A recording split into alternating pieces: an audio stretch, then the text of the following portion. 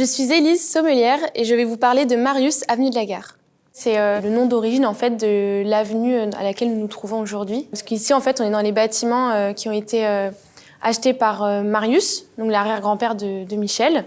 On continue à les exploiter puisque c'est ici que se trouve notre caveau et nos bureaux.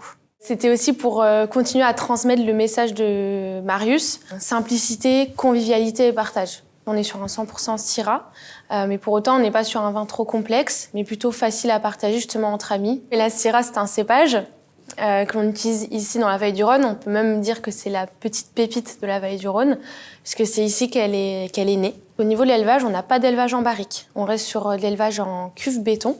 Donc c'est surtout la fraîcheur et le fruit qui va ressortir. Pour moi, c'est très franc, on est beaucoup sur le fruit rouge. Moi, personnellement, je ressens plus la cerise et la framboise. Par contre, je retrouve un petit peu moins le côté épicé de la Syrah. Mais peut-être qu'en bouche, je le retrouverai un petit peu plus.